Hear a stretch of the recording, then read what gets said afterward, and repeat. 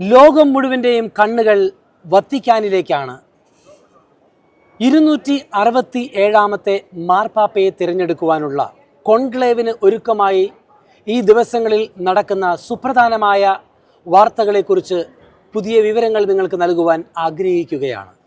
കോൺക്ലേവിന് ഒരുക്കമായിട്ടുള്ള 7ാമത് യോഗം ഇന്നലെ 9 മണിക്ക് പ്രാർത്ഥനയോടുകൂടി ആരംഭിച്ചു. 12 മണി വരെയായിരുന്നു ഈ യോഗം. ഇതിൽ മൊത്തത്തിൽ പങ്കെടുത്തത് 181 കാർഡിനൽമാരാണ്. ഇതിൽ വളരെ ശ്രദ്ധിക്കപ്പെടുന്ന കാര്യമെന്ന് പറയുന്നത് ഇതിൽ 124 പേര് വോട്ടവകാശമുള്ളവരാണ്.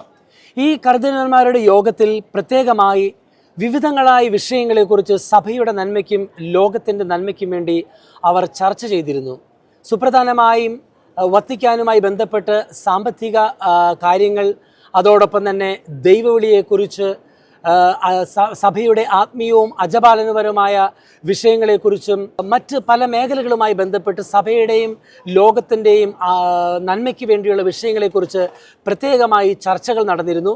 ഇതിലെടുത്തു പറയേണ്ട ഒരു കാര്യമെന്ന് പറയുന്നത് രണ്ടാം വത്തിക്കാൻ കൗൺസിലിൻ്റെ സഭയെക്കുറിച്ചും ലോകത്തെ സംബന്ധിച്ചുമുള്ള ഡോക്യുമെൻറ്റുകളെ ബേസ് ചെയ്ത് ലൂമൻ ജെൻഷ്യം, ഗൗഡിയം എറ്റ് സ്പെസ് എന്നീ ഡോക്യുമെൻറ്റുകളുടെ വെളിച്ചത്തിൽ ആണ് പ്രത്യേകമായി ചർച്ചകൾ നടന്നിരുന്നത്. ഇന്ന് സാധാരണയായി നടക്കാറുള്ള കർദിനാൾമാരുടെ യോഗം ഉണ്ടായിരിക്കുകയില്ല. കാരണം മെയ് 1-ാം തീയതി വിശുദ്ധ യോസേപ്പ് പിതാവിൻ്റെ തിരുനാളാണ്. അതുകൊണ്ട് വത്തിക്കാൻ മുഴുവനും ഇന്ന് അവധി ദിവസമാണ്.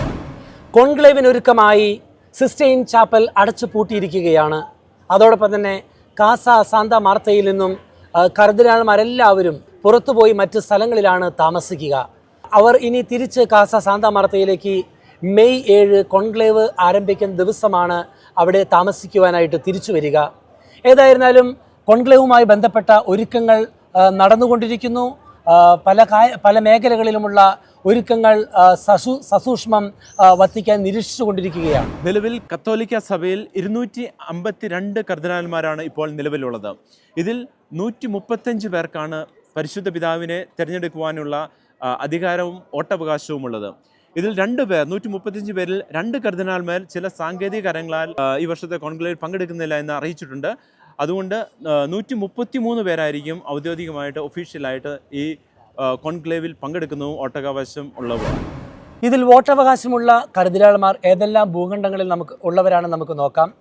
53 പേർ യൂറോപ്പിൽ നിന്നും, 37 പേർ അമേരിക്കൻ ഭൂഖണ്ഡത്തിൽ നിന്നും, 23 പേർ ഏഷ്യൻ ഭൂഖണ്ഡത്തിൽ നിന്നും, 18 പേർ ആഫ്രിക്കൻ ഭൂഖണ്ഡത്തിൽ നിന്നും, 4 പേർ ഓഷ്യാനയിൽ നിന്നും ഉള്ളവരാണ്. ഈ കോൺക്ലേവിൻ്റെ പ്രത്യേകത എന്ന് പറയുന്നത് ആദ്യമായിട്ടാണ് 12 രാജ്യങ്ങളിൽ നിന്നും കർദിനാൾമാർ അവർ രാജ്യത്തെ പ്രതിനിധീകരിച്ചുകൊണ്ട് ഈ കോൺക്ലേവിൽ പങ്കെടുക്കുക. പപ്പുവ ഗിനിയ, മംഗോളിയ തുടങ്ങിയ രാജ്യങ്ങളിൽ നിന്ന്. ഇത് തീർച്ചയായും നമുക്ക് കാണിക്കുന്ന ഒരു വലിയ സന്ദേശമുണ്ട്. പരിശുദ്ധ പിതാവും ഫ്രാൻസിസ് മാർപ്പാപ്പ ലോകത്തിലെ എല്ലാ രാജ്യങ്ങളെയും, ലോകത്തിൻ്റെ വിവിധ ഭാഗങ്ങളിലുള്ള രാജ്യങ്ങളെയും പ്രതിനിധാനം ചെയ്തുകൊണ്ട് സഭ ലോകത്തെ മൊത്തം പ്രതിദാനം ചെയ്യുന്നുള്ള ഒരു വിശാല മനസ്കതയും ഇതിൽ ശക്തമായി കാണിക്കുന്നുണ്ട്. അതുപോലെ ഈ കോൺക്ലേവിൻ്റെ മറ്റൊരു പ്രത്യേകത എന്ന് പറയുന്നത് ഏറ്റവും പ്രായം കുറഞ്ഞ കർദിനാൾ 45 വയസ്സുള്ള യുക്രൈനിൽ ജനിച്ച് ആസ്ട്രേലിയയിൽ സേവനം ചെയ്യുന്ന മിക്കോള ബച്ചോക്കാണ്. അതുപോലെ ഏറ്റവും പ്രായം കൂടിയ കർദിനാൾ എന്ന് പറയുന്നത് സ്പെയിനിലെ കാർലോസ് സീര എന്നുള്ള കർദിനാളുമാണെന്നുള്ളത് വളരെ പ്രത്യേകത അർഹിക്കുന്ന ഒരു കാര്യമാണ്.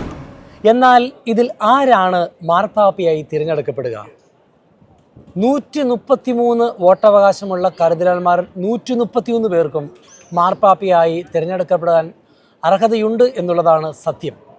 നമുക്കറിയാം, ഈ ദിവസങ്ങളിൽ മാധ്യമങ്ങളിൽ പല കർദിനാൾമാരുടെയും പേരുകൾ ഉയർന്നു നിൽക്കുന്നുണ്ട്. കർദിനാൾ ടാഗ്ലെ, കർദിനാൾ പൈത്രോ പൈറോളിൻ, അതോടൊപ്പം തന്നെ കോങ്കോ റിപ്പബ്ലിക്കിൽ നിന്നുള്ള, ഡെമോക്രാറ്റിക് റിപ്പബ്ലിക്കിൽ നിന്നുള്ള കർദിനാൾ, അങ്ങനെ പലരുടെയും പേരുകൾ. പക്ഷെ നമ്മൾ ഓർക്കേണ്ട ഒരു കാര്യം, കോൺക്ലേവ് നടക്കുമ്പോൾ അവിടെയുള്ള കർദിനാൾമാർ ദൈവത്തിൻ്റെ പരിശുദ്ധാത്മാവിനാൽ നയിക്കപ്പെടുന്നവരാണെന്നും പരിശുദ്ധാത്മാവിനാൽ പ്രചോദിതമായാണ് അവർ മാർപ്പാപ്പമാരെ തിരഞ്ഞെടുക്കുന്നതും എന്നുള്ള സത്യം നമ്മൾ തിരിച്ചറിയണം. ഞാൻ ഓർക്കുന്നൊരു കാര്യമുണ്ട്. ഫ്രാൻസിസ് മാർപ്പാപ്പയുടെ ഇലക്ഷൻ നടക്കുന്ന സമയത്ത് BBC-യും CNN-ഉം മറ്റ് മുൻപന്തിയിൽ നിൽക്കുന്ന പല മാധ്യമങ്ങളും ഏകദേശം 10ഓളം പേരുടെ പേര് പുറത്തിറക്കിയിരുന്നു.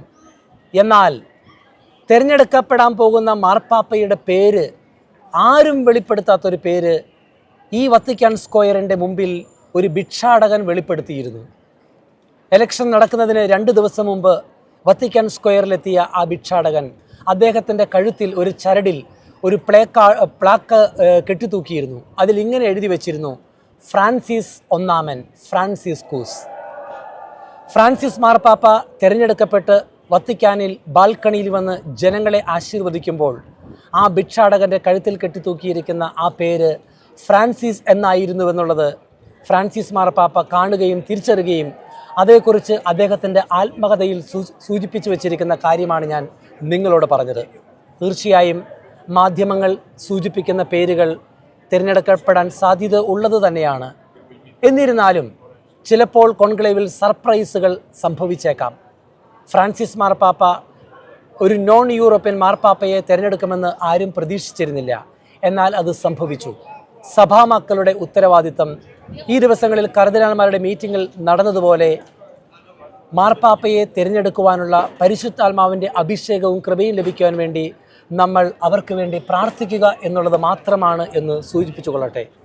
അതുകൊണ്ടാണ് ഇന്നലെ നടന്ന കർദിനാളന്മാരുടെ 7ാമത് യോഗത്തിൽ പ്രത്യേകമായിട്ട് പറഞ്ഞത്. എല്ലാ കർദിനാൾമാരും പറഞ്ഞു എല്ലാ വിശ്വാസികളോടും പ്രത്യേകമായിട്ട് പ്രാർത്ഥിക്കണമെന്ന്. കാരണം ഇതിൻ്റെ കോൺക്ലേവിൻ്റെ പ്രോട്ടഗോണിസ്റ്റ് എന്ന് പറയുന്നത് പരിശുദ്ധാത്മാവാണ്. അതുകൊണ്ട് തീർച്ചയായും അവർക്കെല്ലാവർക്കും പരിശുദ്ധാത്മാവിൻ്റെ ഇൻസ്പിറേഷൻ കൊണ്ട് ദൈവം ആഗ്രഹിക്കുന്ന പാപ്പയെ തിരഞ്ഞെടുക്കുവാനായിട്ട് പ്രത്യേകമായിട്ട് പ്രാർത്ഥിക്കണമെന്ന് പറഞ്ഞതും അതുകൊണ്ട് തന്നെയാണ്.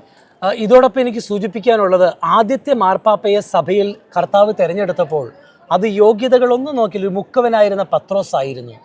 അപ്പം നമ്മൾ ചിന്തിക്കുക, ദൈവത്തിൻ്റെ തിരഞ്ഞെടുപ്പുകൾ എപ്പോഴും നിഗൂഢമാണ്, ദൈവത്തിൻ്റെ പദ്ധതികൾ നിഗൂഢമാണ്, ദൈവത്തിൻ്റെ പരിപാലനകൾ ചില വ്യക്തികളെ തേടിയെത്തുന്നത് ദൈവത്തിൻ്റെ കരുണയുടെയും ദൈവത്തിൻ്റെ പ്രത്യേകമായ നിശ്ചയങ്ങളുടെയും സഭയെ ഓരോ കാലഘട്ടത്തിലും എങ്ങനെ നയിക്കണമെന്ന് നമ്മളെക്കാളും മാധ്യമങ്ങളെക്കാളും അധികമായി ദൈവത്തിനും പരിശുദ്ധാത്മാവിനും അറിയാം. അതുതന്നെയാണ് ജോജിയച്ചൻ സൂചിപ്പിച്ചത്. സഭയിൽ പരിശുദ്ധാത്മാവാണ് സഭയുടെ കോൺക്ലേവിൻ്റെ പ്രോട്ടോഗണിസ്റ്റ്. നമുക്ക് ചെയ്യാവുന്നത് നമ്മുടെ പ്രാർത്ഥനകൾ തുടരാം എന്നുള്ളതാണ്.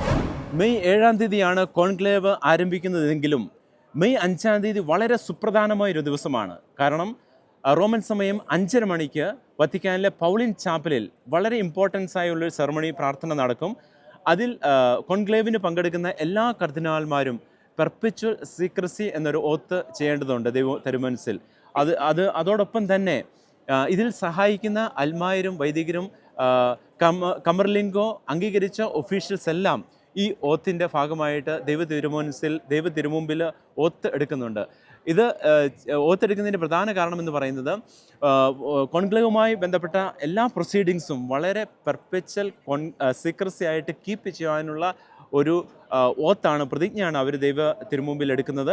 അത് പ്രകാരം അവരൊരിക്കലും ഇതിൻ്റെ രഹസ്യ സ്വഭാവം പുറത്തുവിടുന്നതായിരിക്കുകയില്ല.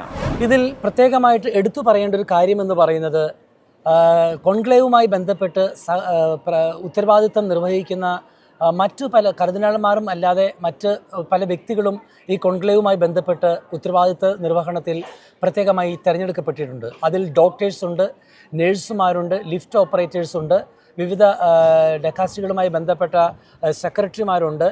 അതോടൊപ്പം തന്നെ കുമ്പസാരത്തിനായി സഹായിക്കാൻ പ്രത്യേകമായി തിരഞ്ഞെടുക്കപ്പെട്ടിരിക്കുന്നവർ സ്വിസ് ഗാർഡിൻ്റെ ഗാർഡ് ജനറൽ, അതോടൊപ്പം തന്നെ ടെക്നിക്കൽ അസിസ്റ്റൻസ്, ഇങ്ങനെ വിവിധ മേഖലകളിൽ പെട്ടവരും ഈ ദിവസങ്ങളിൽ ജാഗ്രതയോടുകൂടി ഓത്തെടുത്ത് ഈ കോൺക്ലേവിനെ സഹായിക്കാനായിട്ട് സജ്ജമായിക്കൊണ്ടിരിക്കുകയാണ്. ഈ ഓത്തെടുക്കുന്നവർക്ക് ഇതിൻ്റെ പ്രാധാന്യത്തെക്കുറിച്ചും ഇതിൻ്റെ അർത്ഥത്തെക്കുറിച്ചും അവർക്ക് വിവരിച്ചു കൊടുക്കും. അതിനുശേഷം ഈ ഓത്തെടുക്കുന്ന ഓരോ വ്യക്തികളും അവരുടെ സിഗ്നേച്ചർ സൈൻ ചെയ്ത് ഒപ്പിട്ടതിന് ശേഷം കമർലിംഗോ ആയ കർദിനാൾ ഫാരൽ കെവിന് കൈമാറുകയും ചെയ്യും. അവർ കൈമാറുന്നത് സാക്ഷികളായ അപ്പോസ്റ്റോളിക് നോട്ടറിയുടെ മുമ്പാകെ ആയിരിക്കും.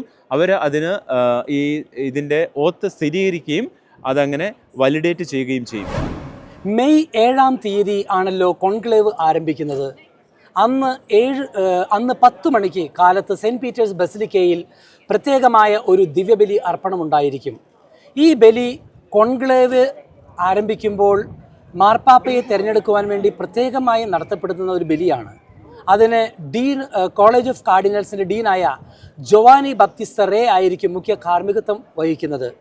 ഈ ദിവ്യബലിയുടെ പ്രത്യേകത കോൺക്ലേവിനായി പ്രാർത്ഥിക്കുവാനും അതോടൊപ്പം തന്നെ പരിശുദ്ധാത്മാവിനാൽ കർദിനാൾമാർ നയിക്കപ്പെടുവാനും വേണ്ടി പ്രത്യേകമായി അർപ്പിക്കപ്പെടുന്ന ഒരു ബലിയർപ്പണമായിരിക്കും അത്. അന്നേ ദിവസം 4:15 കോൺക്ലേവിൽ പങ്കെടുക്കുന്ന എല്ലാ കർദിനാൾമാരും വത്തിക്കാനിലെ പൗളിൻ ചാപ്പലിൽ ഒരുമിച്ച് കൂടി പ്രാർത്ഥനാ നിരതരായി കോൺക്ലേവിന് വേണ്ടി ഒരുങ്ങും. ഏകദേശം 4:30 മണിയോടുകൂടിയാണ് വോട്ടവകാശമുള്ള കർദിനാൾമാരെല്ലാവരും സിസ്റ്റൈൻ ചാപ്പലിലേക്ക്, അതായത് മാർപ്പാപ്പയെ തിരഞ്ഞെടുക്കുന്ന ആ സിസ്റ്റൈൻ ചാപ്പലിലേക്ക് പ്രവേശിക്കുവാനായിട്ടുള്ള ഒരുങ്ങി നിൽക്കുന്നത്. ഒരു സവിശേഷത എന്ന് പറയുന്നത് പല സഭാരീതിയിൽ നിന്നുള്ള കർദിനാൾമാർ ഇതിൽ പങ്കെടുക്കുന്നുവെന്ന് നമുക്കറിയാം. അപ്പോൾ എല്ലാ കർദിനാൾമാരും അവരവരുടെ സഭാരീതിനനുസരിച്ചുള്ള തിരുവസ്ത്രം ധരിച്ചുകൊണ്ടായിരിക്കും ഈ കോൺക്ലേവിൽ പങ്കെടുക്കുക.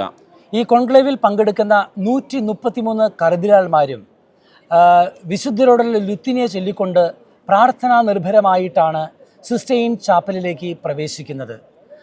അതിനുശേഷം അവർ അവിടെ വെച്ച് രഹസ്യ സ്വഭാവമുള്ള ഓത്തെടുത്ത് മാർപ്പാപ്പയെ തിരഞ്ഞെടുക്കാനുള്ള കാര്യങ്ങളിലേക്ക് പ്രവേശിക്കും. ആദ്യത്തെ വോട്ടെടുക്കൽ അന്ന് വൈകുന്നേരം നടക്കുന്നതായിരിക്കും. ഈ കോൺക്ലേവിന് നേതൃത്വം കൊടുക്കുന്നത് നിയമപരമായിട്ട് ഡീൻ ഓഫ് കാർഡിനലിൻ്റെ തലവനായ കർദിനാൾ ജോവാനി ബാറ്റിസ്റ്റോറയാണ്. പക്ഷേ 80 വയസ്സിൽ കൂടുതൽ പ്രായമുള്ളതിനാൽ ഇതിൻ്റെ പ്രത്യേകമായ അധികാരം ഉള്ളത് secretary of state cardinal Parolin Pietro ആയിരിക്കും. അദ്ദേഹമായിരിക്കും ഈ കോൺക്ലേവിന് നേതൃത്വം നൽകുന്നത്. ഏതായിരുന്നാലും 267ാമത്തെ മാർപ്പാപ്പയെ തിരഞ്ഞെടുക്കുന്ന സിസ്റ്റൈൻ ചാപ്പൽ പരിശുദ്ധാത്മാവ് നയിക്കപ്പെടുന്ന പന്തക്കുസ്തയാൽ നിറയപ്പെടുന്ന ഒരു അനുഭവമായി മാറുവാനും ദൈവത്തിൻ്റെ ഇഷ്ടമനുസരിച്ച് മാനുഷികമായ ഇടപെടലുകളില്ലാതെ ദൈവം ആഗ്രഹിക്കുന്ന ഒരു കർദിനാൾ മാർപ്പാപ്പയായി തിരഞ്ഞെടുക്കപ്പെടുവാനും വേണ്ടി നമുക്ക് പ്രത്യേകമായി നമ്മുടെ പ്രാർത്ഥനകൾ തുടരാം. 133 കർദിനാൾമാരെയും നമുക്ക് ആത്മീയമായി ദത്തെടുത്ത് പ്രാർത്ഥിച്ച് നമുക്ക് അവർക്ക് കരുത്തു പകരാം. വത്തിക്കാൻ സ്ക്വയറിൽ നിന്നും ഫാദർ ജോജി പോളിനോടൊപ്പം ഗുഡ്നസ് ടെലിവിഷന് വേണ്ടി ഫാദർ ജോബി പോൾ.